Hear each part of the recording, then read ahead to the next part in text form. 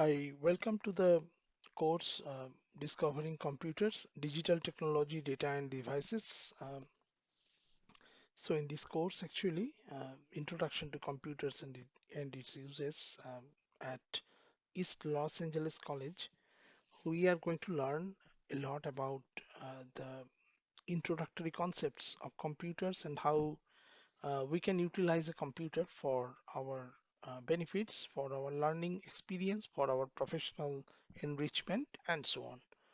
So, uh, the first module in this course, not in the book it is second module, but we skipped the first module in the book, but in the second module, that is module one of our course, we are going to discuss about the internet, connecting and communicating online. So, the internet is very well used and well respected term these days, and you are using the web a lot of times during a day to do anything like you want to find some map, you are driving somewhere or you are walking to some places. You can keep track of the scores of your favorite sports. You are doing some shopping. Let's say you are shopping for some things online using some e-commerce facility. Um, you are posting some comment on a social network or a blog, um, searching for photos you need to complete a project for school at work. So all these things you are going to use. For all these things, you are going to use the internet, the web. It was originally known as World Wide Web, is a service consisting of websites located on computers around the world connected through the internet. Now,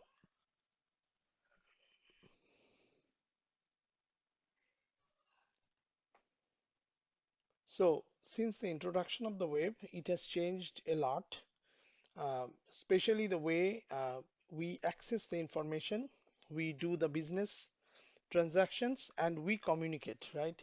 I mean, we use web in three ways: to access some information, to conduct some business, specifically the business transactions, and to communicate. For example, when you try to find out what are the flights from Los Angeles to Houston, that's the perfect example about searching the web to find the information.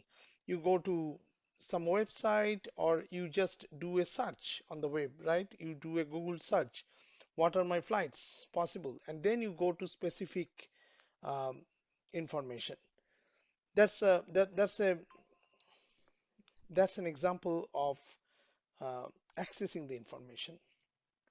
Or you can do some business transactions. You uh, log into your bank account and then you just do some money transfer to your friend. You pay some merchant for certain things and so on. Those are the business transactions. Uh, there is even a third way, that is the communication. So that can be done in various ways, like you log in into your Facebook account and write a comment about a post that your friend has created about some issues. Uh, that is a communication, or you can send an email, right? I mean, you can access to your Yahoo Mail or Gmail and send an email to somebody else, someone. Let's say you send an email to your business partner about certain things of interest related to your business. So, internet in general is a global collection of millions of computers linked together to share the information. That's very important. The linked computers from a worldwide collection of networks that connects millions of businesses, government agencies, educational institutions, and of course the individuals, you know. So let's move on. Uh, so you, I mean, you can do some online event, online debates. That can be a starter of the icebreaker of this of our discussion. Online debates are communication exercises that involve cross-examining an issue. Debates allow members to have constructive arguments on an issue's positivity and negativity. So, for example, is metaverse communication or communicating in a virtual space the most effective and productive form of communication? Whenever we do, I mean, just giving you some thoughts to this particular interview simulation, you can, for example, in your Canvas course, in this course, we have a discussion forum. In each module, we have a discussion forum, and you have to post one discussion, initial post, that's by yourself, that's your concept, let's say what we have learned. So that's your initial post, and then somebody else, your peers, other students, they will also post, and you can respond to them that way. Well, for example, somebody says, let's say somebody says that I learned about the World Wide Web, the opportunities with the World Wide Web, and this is a great tool for communicating with my friends, with my families, with my business partners, etc., etc. You can just do a pros and cons. I mean, what we are gaining out of this online communication versus what we are not gaining. I mean, somebody tells you that particular statement, and then you can say, well, you are saying that I appreciate your comment or your post, but you know, uh, you are doing a creative criticism, like while we are communicating with people, but we are losing the social touch, which is also a matter of creativity, which is also a key to creativity. I mean, these are all debatable, so that's what you can do. So that's pretty much a item for discussion. Now, we have already learned about the internet evolution, but to add a few things here, for example, we talked about I mean, the web, the World Wide Web, the internet. Uh, so basically, this figure, as you see, figure 2-1, this figure, this says, I mean, people around the world use the internet in daily activities such as viewing the media or communicating with others, accessing information. So this is a great way. I mean, like you are using this as a web as a great virtual world. You know, this World Wide Web is really used as a virtual world for communicating and for I mean, for communicating, for even for living our lives these days. So web is a virtual world.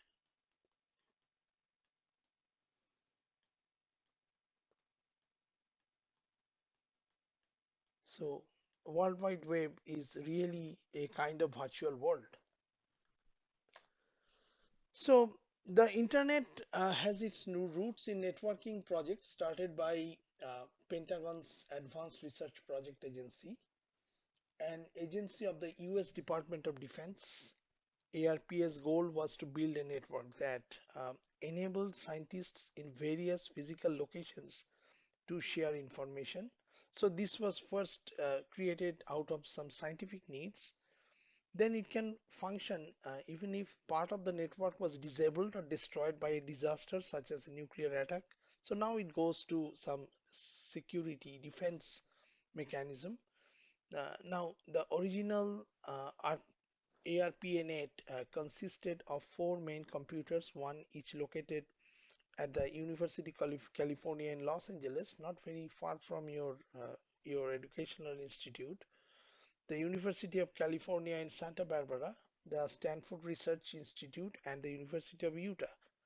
Each of these computers served as a host on the network. So this was the start. I mean, this was the experiment. So that was so it's first of all it arises out of the defense needs, and then mainly scientific and defense needs, but it came out to be a huge player later on, as we can see today, right? So that's a very interesting take, you know. Um, so s- the most important thing with the internet evolution is of course the bandwidth. I mean, you know, the communication, this has been a real known challenge for a long time, right? I mean, a phone call. I mean, in the past we used to have some wire communication, the telegram. Then we came to the world of the phones. Uh, Even back then, like in the 90s, 80s or 90s, it was the using a phone service was a very fancy practice. And you know, I mean, uh, almost all communications used to be done with the phone. But then comes the internet, and with the internet, it comes the communication speed. Now, when you call about the bandwidth, it says it is about the bandwidth is all about it's a common term used to describe the capacity of a of communications channel. Then you have the net neutrality. I mean, it's a very debated topic in the I mean politically and also technologically.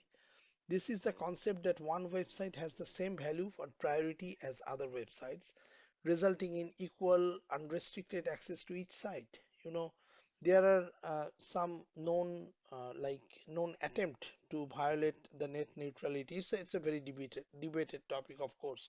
I mean, it can be we can open a debate platform on the net neutrality itself, but basically, suppose it depends on your internet provider. Suppose you were using some internet provider. I'm not picking up any name, anyone. And then ABC, let's say. Hope there is no internet provider called ABC, but let's say you have a ABC internet provider, virtual fictitious uh, internet provider. You sign up with them, but then certain websites they pay some incentives to that provider, and they will whenever you look for certain things, I mean certain information, they are filtering your or they are uh, moving your searches towards they are showing the results from only those preferred list of websites. So that in that case, is net neutrality violated? Yes, of course.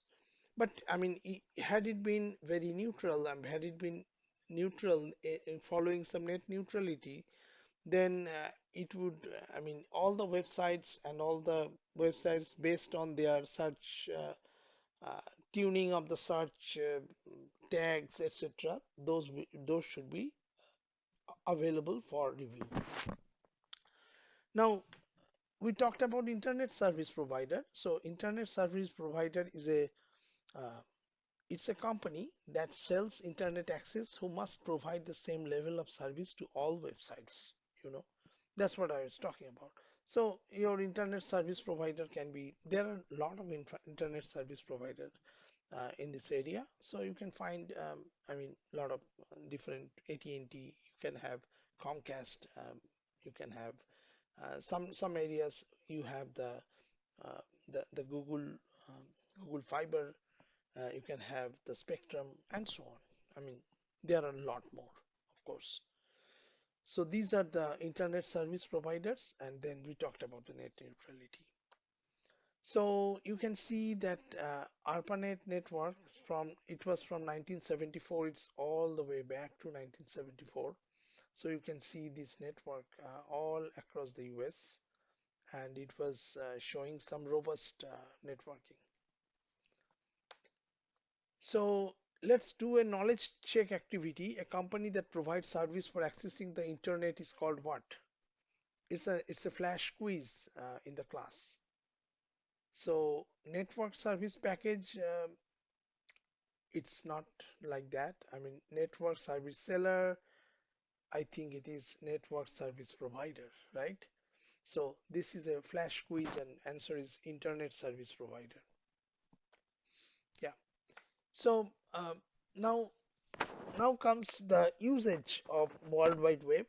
There are many usage, of course. A web page is a specifically formatted document that can contain text, graphics, and sound video.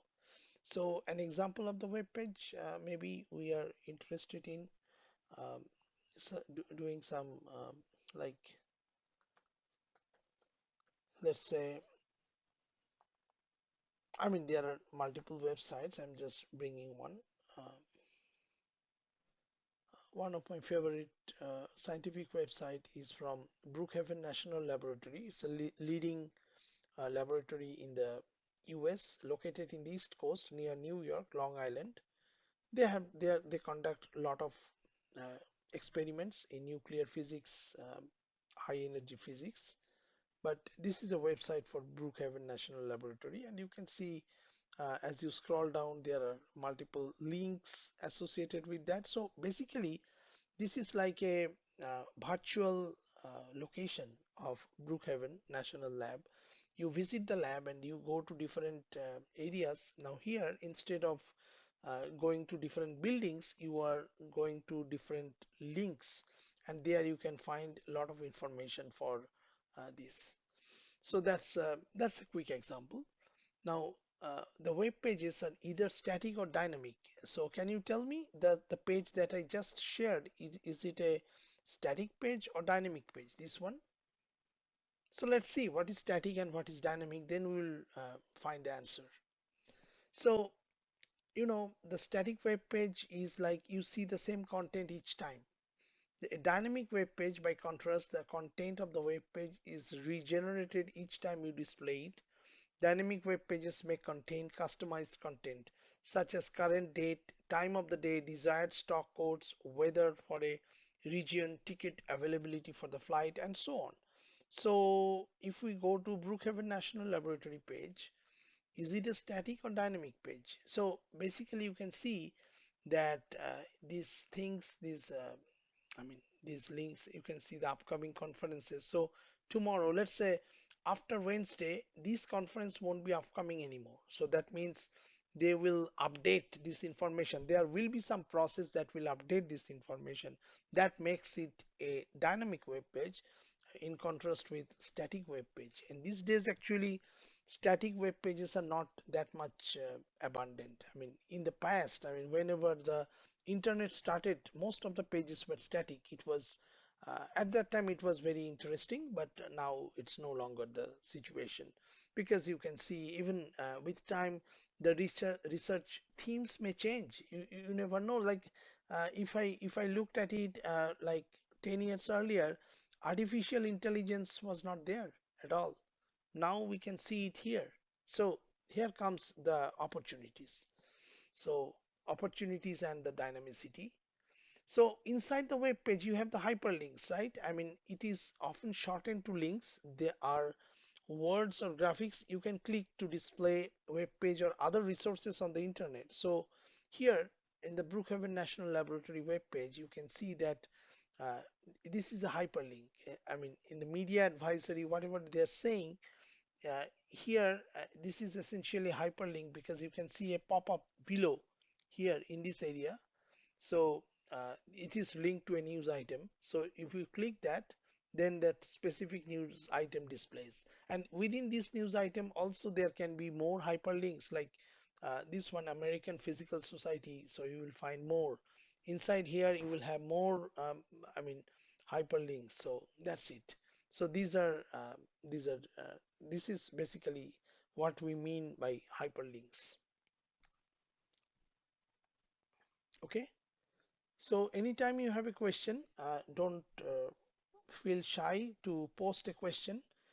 You have the discussion. I mean, you are using it what you have learned, so you can ask the questions as well there. So using the World Wide Web, you can see that, I mean, for example, your books web page, Cengage, I mean, you can find your course materials using that. So this is one of the examples how you can use. I mean, uh, like it is it is basically it is letting you to find out a lot of contents in the web page. And then if we try to see, I mean, it's a collection of related web pages and associated items such as documents and photos stored on a web server makes up a website. So website is a single thing. Like if you go to an office, let's say a bank, then a bank is a collection of lot of services, right? And all banks are not the same. So you can go to bank one, you can go to bank two, you can go to bank three. You will find different perspectives, their own way of representing their products and their services and their communication preferences, the customer relations, all those things. So virtually also a site represents a specific specifically related web pages and associated items. Now, when you call about the web server, server is a computer, that delivers the requested web pages to your computer. So whenever you create a web page, you cannot just create a web page and you just write a HTML. I mean, we have not talked about HTML though. Write a author a web page and you cannot just publish it just like that. You have to use a web server. uh, some examples of the web servers are, let us say, you can say that Apache web server, that's a very elementary, very primitive web server. You can have another web server called Tomcat. You can have more advanced web servers. I mean, and so on. I mean, like you can have JBoss, you can have a lot of other web servers, Glassfish. Some web servers are licensed, some are not. They are supported by different companies, but the so basically, in order to publish a website, make it available to general public, you have to use a web server. Without a web server, you cannot publish a website. That is very important. You write a web page, a website, you create a website on your computer, by definition, it will not be available to external world. You have to have certain web server. You have to configure it with certain processes, certain settings. That way only you can publish your site to the external world. Okay, so so that's about the web server. Now, whenever we do the web design, I mean, we are talking about little different things. We are switching the context, but we are stick to the web basically. So you can have a responsive web design. Do you know what is responsive web design? So today with the internet evolution and there comes the device evolution as well. I mean, 20 years ago, we only had some desktop computers and some handful of laptops. Those laptops were considered to be very fancy. I mean, in the early 2000s or late 90s, they used to be very fancy. They were not this much versatile these days like today's laptop. But then comes the evolution of the smaller devices like your cell phones. I mean, your cell phones become a computer and you can do everything, browsing the website to everything on your cell phone itself. For example, we are again picking up that Brookhaven National Laboratory that we were presenting. So here you can see this is Google Chrome and we are showing Brookhaven National Laboratory website. Now this is a laptop. Basically, I'm displaying it from my own device. You can see it. But then, things can change drastically if you make it little different. I mean, you can give different perspective of the devices. Here is how you can do that. So on the Chrome, you can go to these triple dots and then you can go to settings. Okay. From the settings, not sorry, not the settings at all. This is the wrong thing. So from the triple dots, you can go to where there should be something else.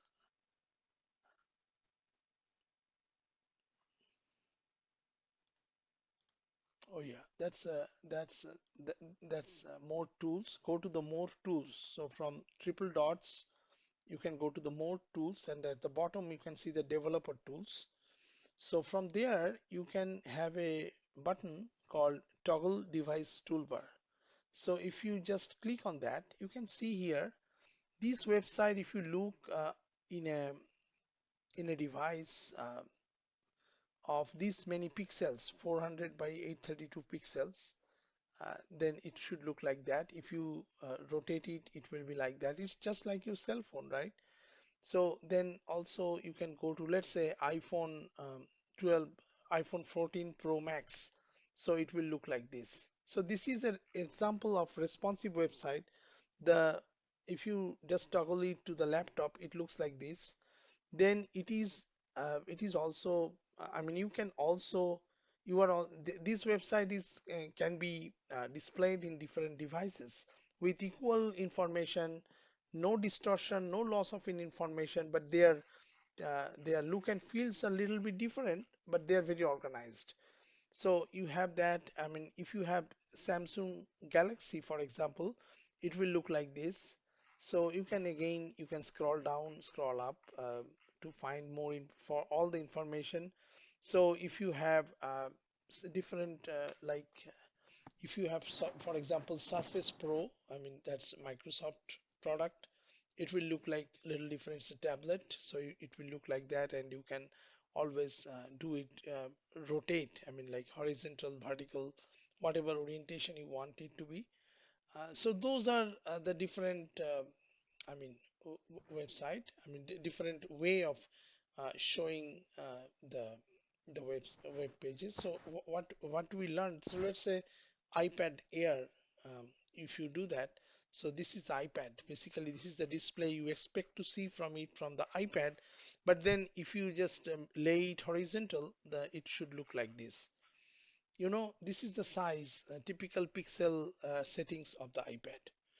So what does it mean? It means that the web development has evolved in a way, the website development has evolved in a web design has evolved in a way that we are able to display the same content in multiple devices without any loss of information, without any loss of any visibility of any component.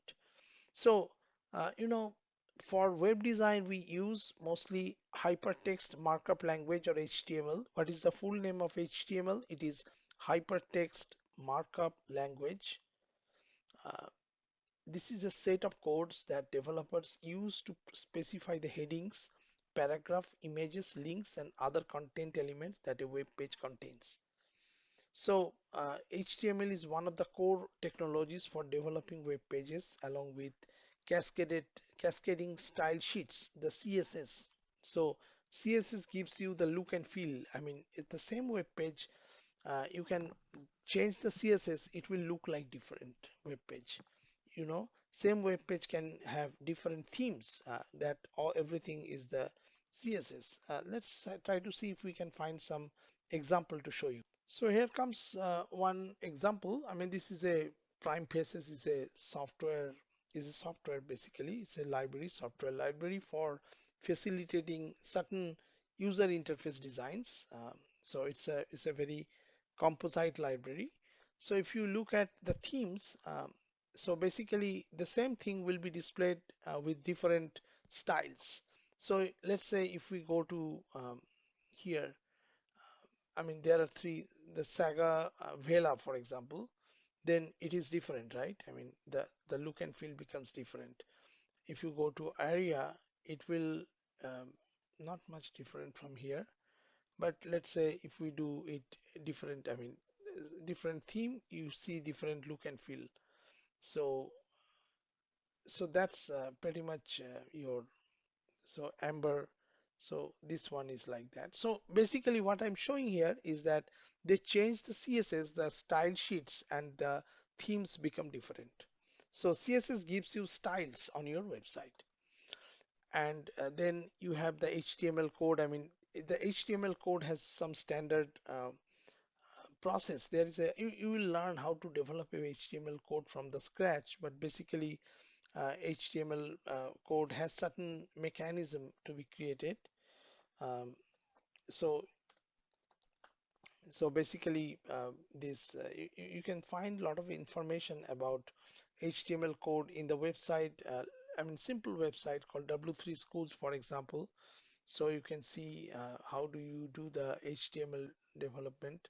So HTML introduction, for example, here you can see a lot of information about what is HTML, and most importantly, this is a basic style, basic example of the HTML page. So you have the HTML tag that starts, then you have the head, that's a header. So that gives you page title, the one that is appearing here in the top. Then you have the body, the body of the page, this entire body. Then you have different stuff. Like if you try it yourself in this website. So your uh, page title is something that should display on somewhere else. I mean, it should not be here. I mean, it's on. Um, it should be displayed on the browser. I mean, this browser tab, but this is not visible for this particular example. But you can see the body, you can only see the body, you can see that heading, you can see the paragraph and so on. So that's an example of a HTML code. But you can learn more from this website, w3schools.com. That's a very good website if you want to learn something very simple. It's not very complex. I mean, they are going to show you very simple examples, but they will make sure that you learn the basic stuff. So that's HTML pretty much, and then you can use different browsers. That's a different, I mean, that's a different zoology for the web. You know, long ago they used to have the Netscape. That was a very classic browser, but no longer, that is no longer used today. But you have like Safari. That's anyone that uses some iPhone or any MacBook, they are familiar with this one. You have the Google Chrome, you have Microsoft Edge, you have Mozilla Firefox. I mean, these are the examples of the browsers, popular browsers, and there are a lot of explanations, uh, lot of examples are given here. Now, the websites often use the cookies. I mean, cookies are not something that you eat, but I mean, those are nice to eat. But websites, they use the cookies. I mean, cookies are used to track the information um, generated by the users. So these are the small text files generated by a web server to store the information, such as items you view or purchase on an e-commerce site. So these are tracked via the cookies. They are good and bad because I mean sometimes the malicious users, they can steal the cookies and then they can use certain personal information to their own benefit. Not a good one. That's not a good like situation. But you know, the with the evolution of the web development, the web developers or the application developers are smart enough to handle those malicious users, and they can basically put uh, envelopes of securities around their information so that no information is stolen. Uh, so the browser also keeps track of the pages you have viewed in sequence by tracking the breadcrumbs. You know, that's a very good question. Somebody wants to do some kind of like business analysis, some business purposes. You can do something, some uh, as a business analyst, whenever you develop a requirement document, then you often come across this word breadcrumbs. So that basically that's the path you followed to display a web page. So a classic example could be like, for example, you are applying for licenses in your DMB, then your start page, you enter some information. Then as you go, as you move forward, you have more stuff, and those are tracked by the breadcrumb. And if you without clicking your back button, browser back button, because browser back button basically do some general resubmission of the forms that may work, may not work. So basically, breadcrumbs are of rescue. I mean, they can hold the data from the session at different level. So you can switch the breadcrumb, click the different breadcrumbs to access different data. The navigation bar is a browser. In a browser, includes buttons such as back and forward. So that can use to revisit web page along the breadcrumb path.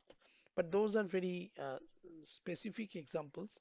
Sometimes your crumb path, if you do the back button and forward button, they may not work. You may have to have the breadcrumb. You have to embed some links to the breadcrumb so that you can retrieve the session data, session specific data. So that's pretty much it is for your breadcrumb. Uh, So uh, any question, I mean, you can put it in a discussion. You can send messages to me. You can comment on the video as well, if possible. So that's now a browser displays the URL for the current web page in its address bar. The part of the browser window, you know, the the part of the browser window that displays the location of the current web page. So you can see there um, the URL. This is the URL, you know, this is called URL. So quick question, what is the full name of URL? Anybody knows?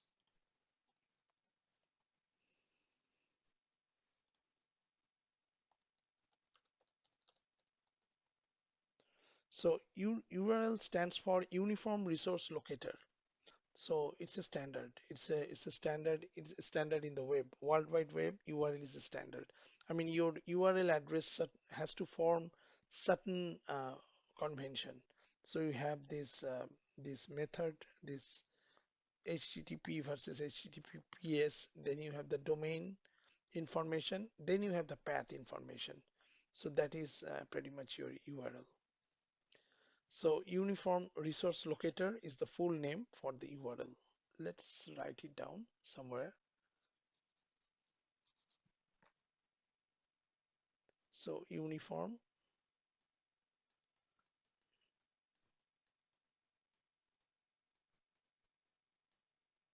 Resource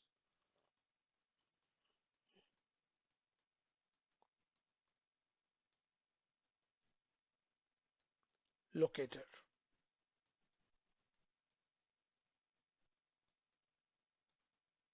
So that's the complete word for URL. Now, using the World Wide Web, you can like here, just now I was talking about the URL is a standard, you know, it's a standard. You have to use your URL in this way. You cannot just arbitrarily form something and call it URL. So the first part, HTTP or HTTPS, it's called the protocol. Then you have this part. This is the domain name. This this part is called the domain name, cengage.com. They are different for different websites. So this is the unique identifier for a specific website. You have, for example, cengage.com. It's for the Cengage website. But if you go to, let us say, turbotax.com, so you have that www.turbotax.com. Turbotax.com is the domain name. Then the full www.cengage.com, this is called the server address. Then you have the path name, this is the path name, the full path. And then this one, that this index.html file that is actually served to you through the World Wide Web, the browser. This is called the file name, web page file name. So these are the components of the parts of the URL. This is very important to understand. I mean, this is an introductory course, and wherever you go from here, people will assume that you know about it. In some internship interview or in a, let's say, in any job interview, it is common for people to ask you this type of questions if this is relevant for their day-to-day business functionality. Next part is the IP address. IP address, it's like every house has an address, every computer similarly has an address. So IP address is a unique number that consists of four sets of numbers from 0 to 255. That is your IP address. So when you do IP, what does it stand for? IT, IP. this one. IP stands for Internet Protocol.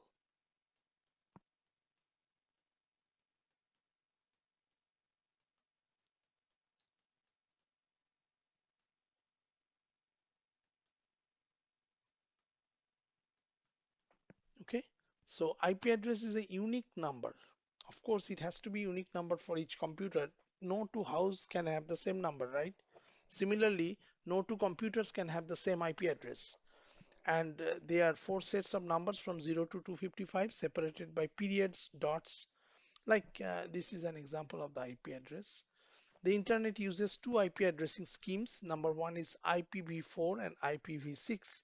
IPv4 address looks like this one, somehow this one. IPv6 address is different. It looks like this one. The domain name, for example, you can say the google.com. So that is the top level domain, or you can say the domain name here, cengage.com in this case. So that's that's pretty much it is your composition of the domain name. So this domain name is ultimately mapped to some IP address or a set of IP address so that you can, whenever you do google.com, it is forwarded to a specific machine belonging to a definite company, in this case Google. So the domain name system, DNS, is a method that internet uses to store the domain names and their corresponding IP addresses.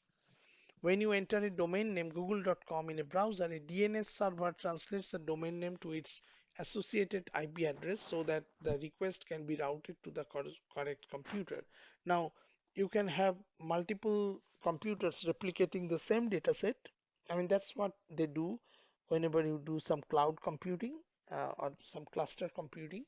So, in that case, your domain name and it can be mapped to several IP addresses, and your request will choose either randomly one IP address or it will choose the most unoccupied available IP address. A DNS server is a server that is on the internet that usually associated with an internet service provider. That is important concept. So, I mean, then you can think about how does the use of internet benefit organizations? How can the internet provide new business opportunities? So these are the open questions. I mean, think about it. Come up with some suggestions. Um, I mean, for example, how does the use of internet benefit an organization? So basically, in the past, I mean, you have to be in person, present in person to demo your product, but now you can use it using the internet. For example, if you are shopping for car insurance, you no longer have to go from door to door to different shops to find their codes. You can put your information on the web, and then they can serve you the specific codes as required. I mean, there are that can be done online as well, and for some providers, you can get the code, you can choose your package, and then you can buy it without any physical interaction at all.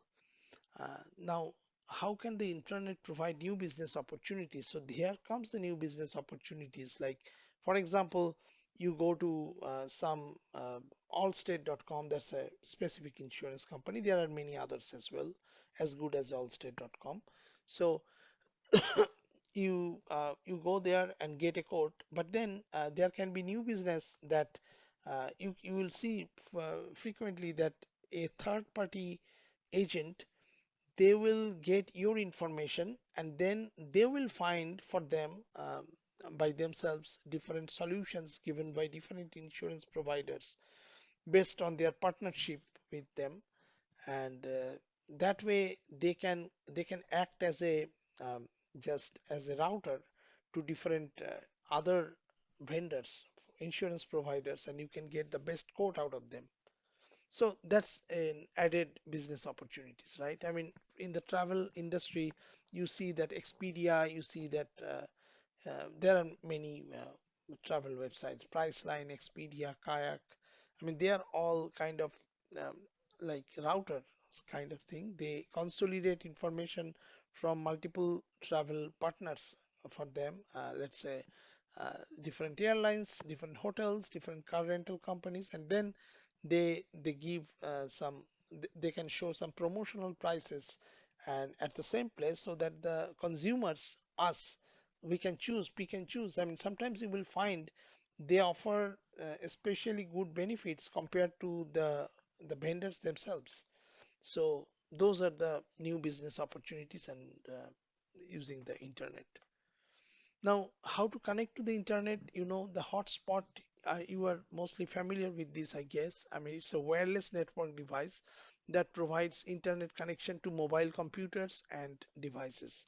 A mobile hotspot enables you to connect to a phone, computer, or other device on the internet through the cellular network. But of course, sometimes you have to buy the data services for that. You have to enable something called tethering on your device. That's a different mechanism, completely different mechanism. But that is, if you do the tethering, then that will provide you opportunity to create your mobile hotspot. The benefit here is, I mean, you have your mobile data, then you can make it available, and it will be used as an internet connection by multiple people. You can share that data. If you have unlimited data, then uh, you are good on the go, you are good, right? I mean, you are driving, you are just traveling, you are not driving. While you are driving, you cannot use the mobile phone, you should not be using and cannot use. But you are traveling to somewhere by train, let us say, then you can, of course, enable your hotspot and share that with your family. Let us say you and your family are traveling somewhere, and then you can share the mobile hotspot and find out um, I mean, enjoy the, I mean, enjoy your browsing of your choice. Someone can find out do some online shopping, someone can read some textbooks, someone can read some storybooks, someone can watch a movie, and so on, depending on your data, services, and bandwidth.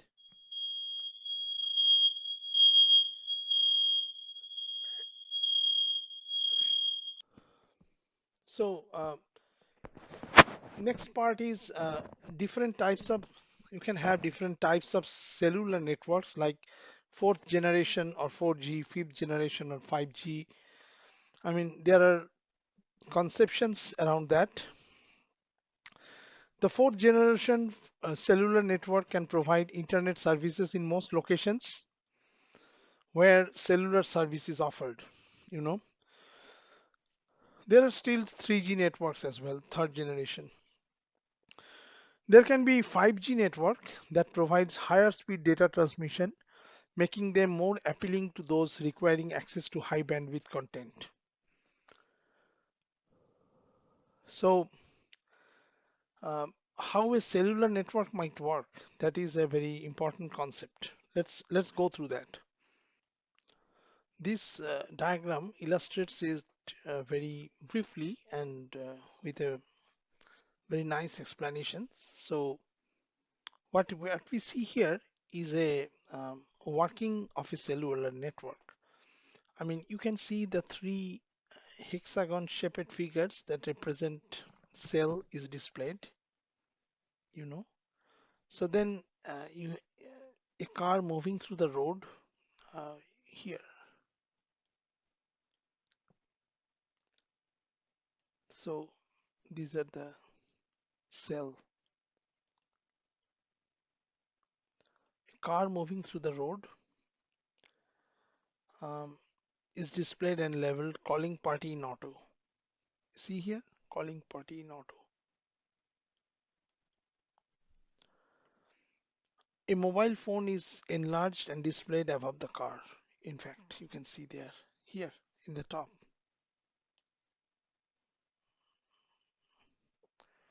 So the signal from the mobile phone inside the moving car is transmitted to the tower of the cell that includes the car. You see the cell next to the mobile device, right? The signal from the tower is transmitted to the next tower in the second cell. So you can see that.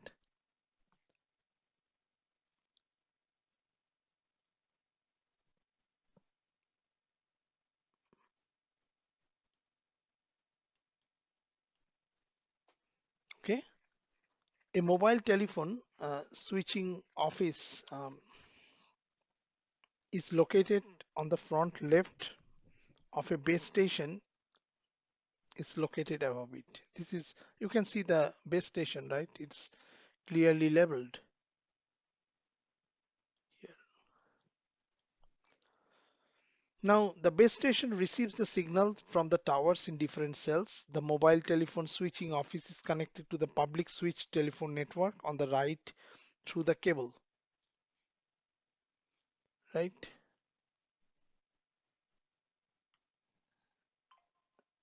You can see it here. The mobile telephone switching office is also connected through a cable to a tower located inside the cell near it. The overhead cable runs from public switch telephone network through different poles to a house labeled called party. So that's pretty much the way a cellular network may work. I mean, it may be more, it is more complex than this one, but it's a very simple, simple way. So basically, you are communicating from cellular network to a landline. So called party is here in this house. They are using the landline, and you are using from the car. A user is using a cell phone. So, I mean, the wireless networks are available in public places such as hotels, restaurants, and coffee shops are known as Wi-Fi networks. Mobile hotspot, many smartphones contain mobile hotspot functionality, although cellular service providers may charge extra fee to use it. And transmitted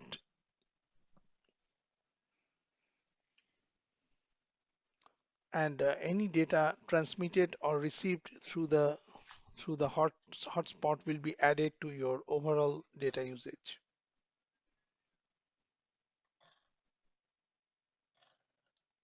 So another option to connect to internet is the mobile hotspot. You know, this there are many smartphones that can contain mobile hotspot functionalities. Not all, but most of the contemporary ones. The cellular service providers may charge an extra fee for that, but any data transmitted or received through the hotspot will be added to your overall data usage. But this facility is very useful sometimes whenever you know there is an internet outage, the conventional internet outage, you can use mobile hotspot. And also, I mean, during the business processes, during the client visit, etc., on those times, at those times, you can use the mobile hotspot to get access to certain online functionalities useful for your business process. So that's so there are a couple ways you can connect to internets wirelessly. So basically, the wireless networks, there can be public networks, but you know, I mean, using the public networks sometimes may cause some security concerns. But I mean, any authentic places, like if you use something at authentic hotels or some authentic restaurants and other places, that will not be an issue. But it is sometimes a better idea to practice the security processes when you use the wireless networks, public wireless networks, and also the mobile hotspots. So, as I already spoke about the tethering, so let's keep this topic. So basically now you can see a flash quiz kind of which option provided on a cell phone enables the phone's internet connection to be shared with a computer via USB. So that's an important question. So there are four options: network tethering, USB tethering, network sharing USB, internet over USB. So the correct answer should be the B, that is the USB tethering. That's the most viable answer. So you can use different online activities and services when you use the internet. You know that there are informational and research websites. I mean, Wikipedia may be one examples, some libraries, etc., etc. There are educational websites. They offer formal and informal teaching materials. Some business websites to they can increase the brand awareness, provides company background, etc. The government agency websites, let's say DMV, state government agency website, they can they will tell you the processes of vehicle licensing, uh, the driver licensing, vehicle licensing, all the different information related to your vehicles. Um, there can be a blog as well that is also a useful information. Like you may have heard about medium.com. So that's a blog area basically that will, I mean, that's a free open space. Sometimes it's open space and users can give their thoughts about certain thoughts, or they may present their own ideas about certain things. They may present some tutorials about certain knowledge areas. Let's say for technical areas, they may give you some examples of the programs in certain languages, certain frameworks. So blog is a very important resource. I mean, it's not just the computer science. You can use the blog for different knowledge areas. I mean, you can have blogs for the science, natural science. You can have the literature blogs. Even, there are authors. They are famous for the blog writing. For example, if you can think, if you have ever read a story about that John Grogan, the famous author of the story Marley and Me, that he was basically a blog writer, and he used to share every day, on a daily basis or weekly basis, some blog sport, I mean some blog uh, posts regarding his dog Marley, and he became internationally famed writer when he consolidated all the blogs into a book. So that's blog basically. I mean, I mean, it's an open space, and the free information flows there most of the cases, and you can have concepts from there. But there are malicious blogs as well, along with good ones. So you will be able to figure out the malicious one from the good ones, because I mean the good ones always they have a lot of visitors, and they have a lot of good knowledge perspectives. Uh, there are various online activities and services at risk. I mean, like US Bureau website, the Census Bureau website gives you very critical population data. Like there are surveys, I mean, in general data, you will be able to figure out the state of the economy, state of different business areas, let us say real estate states, I mean, the prices of real estate, the household income, and that way, in fact, as a business, I mean, as a business entrepreneur or some business analyst or business developer, you can build your own brand out of based on the information presented in this area. This is a source of huge amount of data, and you can really find out the different perspectives. Like, for example, if you want to create a business appealing for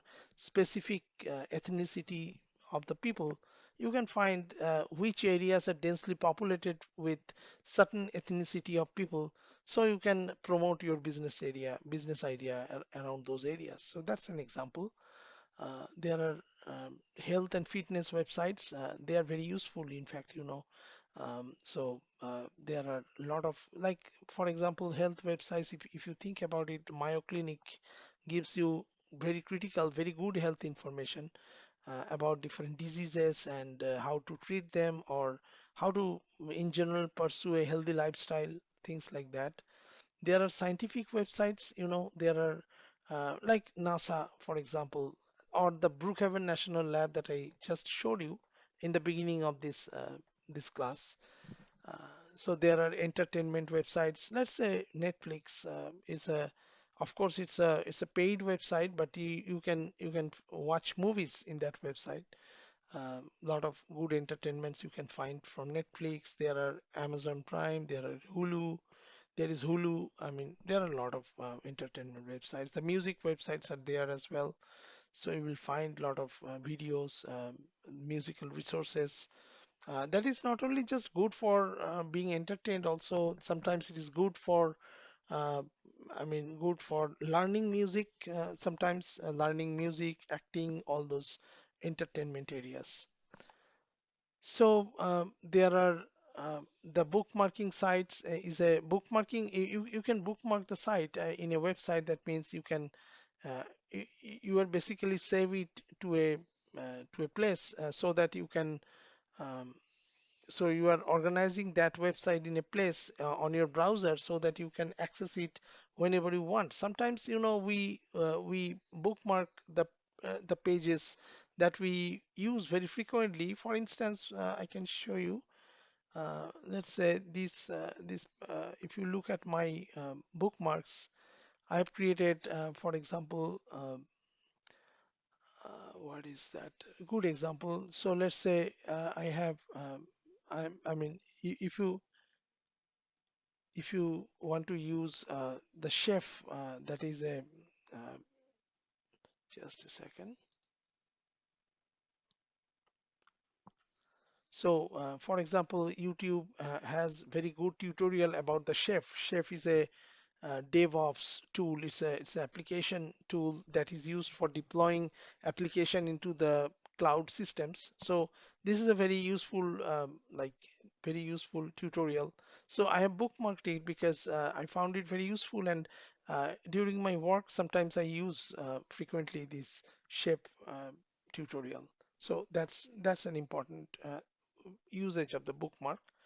Then you can use a tag. It's a descriptive text used to categorize media and invite comments. In YouTube videos, you can use the tags to categorize your video under certain areas. I mean, let's say you are authoring a video about software development, so you can create a tag, appropriate tag, and you can that way your the visibility of that video will be enhanced. The social media basically refers to many ways individuals and businesses share information and interact with the internet as well. There are online activities, I mean, online banking, more or less every one of us is familiar with this one. So there are pros and cons of using web applications. So, I mean, you have to have internet access in order to access those activities. So that's the assumption behind everything. So if you don't have internet access, then you cannot go there. So I mean, in the urban areas, this is not an issue, but that can be really a issue in the rural areas, and also you will be, I mean, Census Bureau data. You will be mining the Census Bureau data to see how many places in the United States they don't have any internet infrastructure at all. So that is a challenging situation if they want to if people there want to do some online activities. So I mean there are pros and cons in that area. Um, so let's move on. So there is another thing that comes into using the internet, that is the online safety or online security. I mean, safety and security, two different aspects, but online safety, I mean, basically you are visiting a secure website. When you do that, that uses encryption. Suppose you are paying something to a vendor. Let's say you are paying bill for your utility. So if your utility company specifically offers you some kind of payment link, if that link is secured, like if it is secured with the HTTPS protocol, that means your encryption is enabled in that particular website, then you can tell that your transaction is safeguarded against malicious attempts. So encryption basically is a security method that scrambles or codes the data as it is transmitted over the network. So it will push off the malicious agents to unfold the data, content of the data. So encryption is a way you can basically obfuscate, or you can basically make the data in a very um, um, you modify the data in a way that nobody, whoever does not have the encryption decryption key for that particular encryption, cannot uh, decode the data. So encryption is a very well-known process, and it is almost unbreakable. An encrypted website connection displays HTTPS. Always remember, whenever you do some payment for anything, you should be looking for this HTTPS protocol, not the HTTP. HTTP is not encrypted, but HTTPS, if you use the HTTPS, all the channels of information, everything is encrypted. The S in the HTTPS stands for secure. It's an important concept. So HTTPS means Hypertext Transfer Protocol Secure. So secured websites often use digital certificate to verify users' identity with a digital key that has been signed by a trusted third party. If you want to fetch some sensitive data, let's say you are trying to do some transaction with uh, some very sensitive data, let's say social security information, your specifically, then sometimes those agencies use the digital certificate.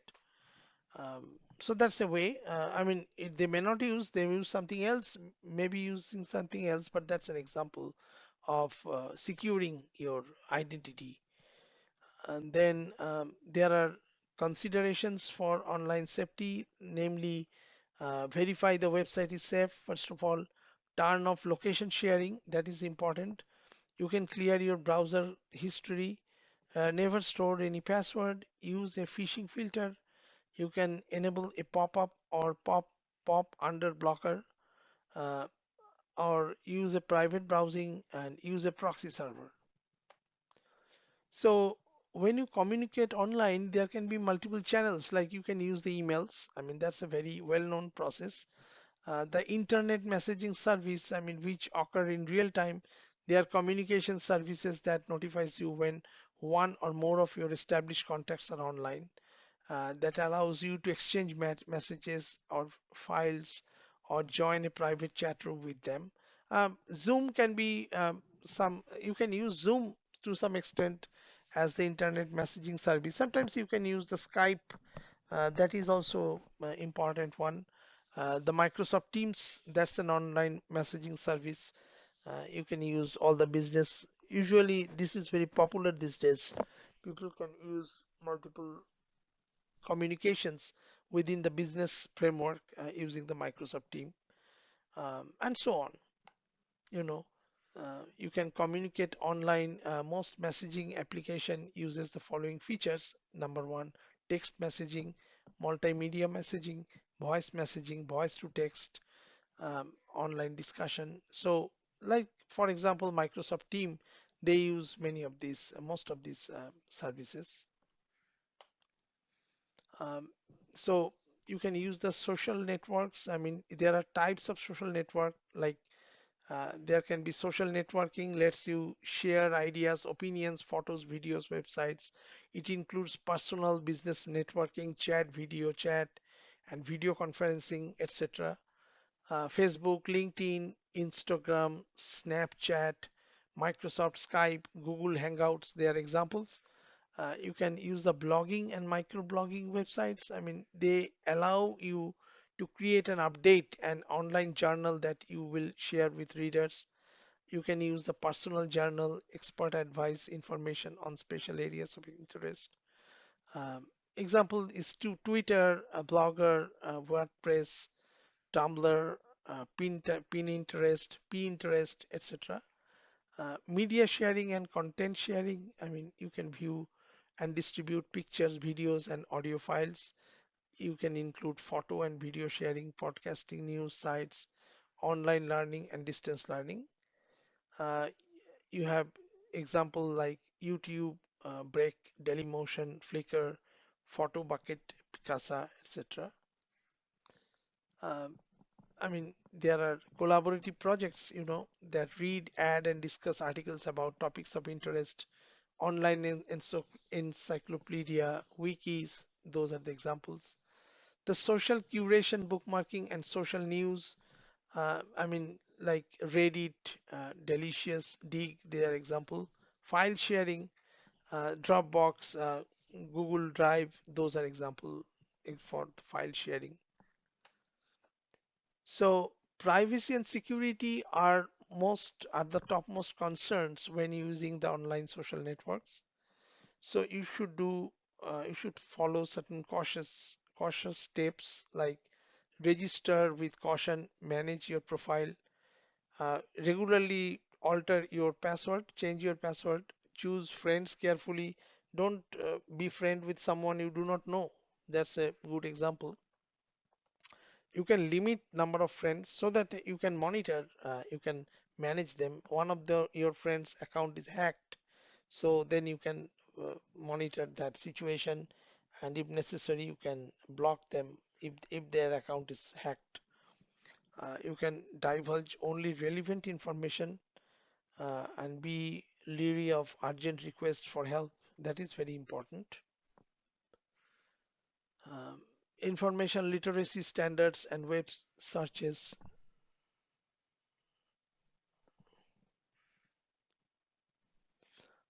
The search engine uses programs called spiders or crawlers. A spider or crawler is software that combs the web to find web pages and add new data about them to the database, thereby building an index or listing of terms and their locations.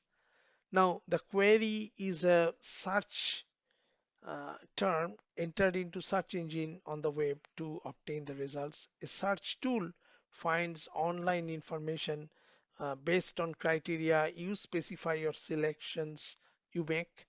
Another type of search tool is a web dictionary or subject dictionary. This is an online guide to subjects or websites usually arranged in alphabetic order. Um, so you can have the steps of the search strategy like this. First of all, it starts with what do you want to search? You know, here, step number one, you can go then state it as a question and then select the search tool. When you state it, you will be asked to select search tool. You select it, then you use keywords with the search tool, revise the search term, and then add or remove keyword, use the search operators. This way, basically, you can streamline your search efforts. You can apply information literacy standard to web searches. Like you can, the common conventions are like augmented reality in business. This is an example. You can see the examples here for different operators and how they are used. Like for example, this is the wildcard character. Uh, this is the find web pages within range of numbers. Um, these are the information that you can pass to your search engine. So the word used for online search in a database is the word used for an online search in a database is what? Is it query? So answer is the query, right? That's what we learned just now. This should be query. So you have to use online contents very responsibly and ethically. On the internet, actually, anyone is able to publish anything to a website. It's a free space. Uh, they can publish blog, whatever. One way to evaluate web page is to use the CARS checklist and determine whether the online information is credible, accurate, and reasonable and supportive. A citation is a formal reference to a source such as published work. So, for maintaining ethics, if you are using somebody else's work, you can often use a citation. That is a very, very ethical practice.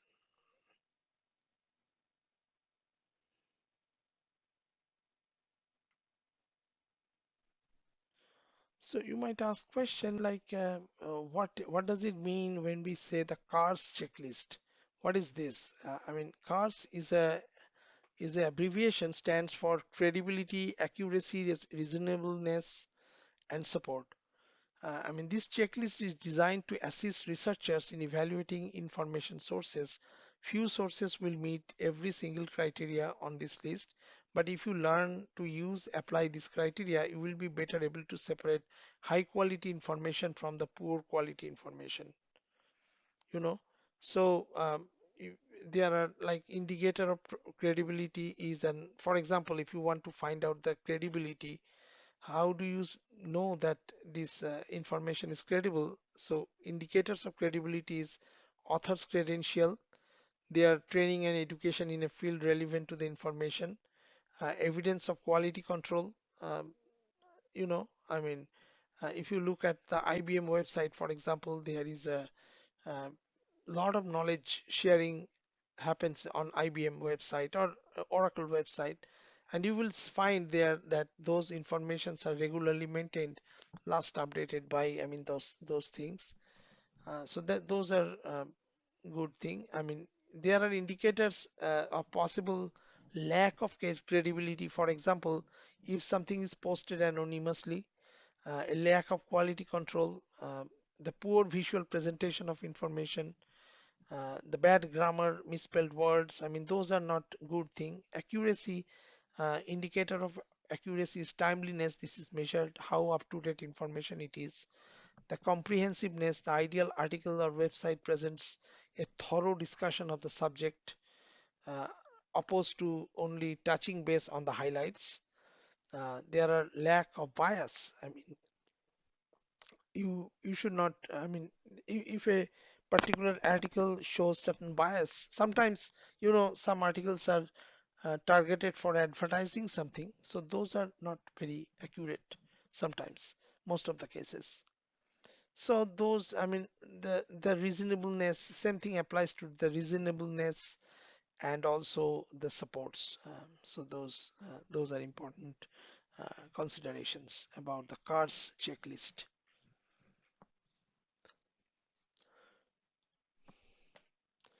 So if you copy the photo from the internet and use it in a report, you might be violating photographers' intellectual property right. These are the legal rights. Sometimes that may have bad consequences as well. I mean, costly consequences. Some online resources such as ebooks, newspaper, magazines, and journals are protected by Digital Right Management (DRM), which is a collection of technologies used by software publishers and trade groups to fight software piracy and prevent unauthorized copying of digital content. These includes authentication, certificates of authenticity, encryption, and digital watermarks. Now, a public domain means it is not subject to any copyright. you know the Creative Commons is a non-profit organization that helps content creators to keep the copyright to their materials while allowing others to use, copy, or distribute their works. Ethics, whenever you are doing the online activity, ethics is a set of moral principles that govern people's behavior. Ethically and legally, you can use other people's ideas in your research papers and presentations provided you cite the source for any information that is not common knowledge. Some software, such as Microsoft Word, helps you create and manage citation and then produce bibliography, which is an alphabetical collection of citations. Okay, so you can use some case study activities. I'm skipping it for now. Let's see. Um, so basically, you can uh, you can link to the objectives. You can get a link to the objectives here. So discuss the evolution of internet, um, describe how to use web. That's what we covered. We identified techniques for connecting to the internet, explained various online activities and services. We identified considerations for staying safe online. We discussed the ways to use social networks. We described how to conduct and evaluate online searches, and finally we identified considerations for using online content. So that's about it for today. We will be I will be inviting any questions you might have. You can also go through the slides. I mean, it's a PDF version of the slides is stored in your Canvas area, and just let me know if you have any questions. Okay, have a nice day. Thank you.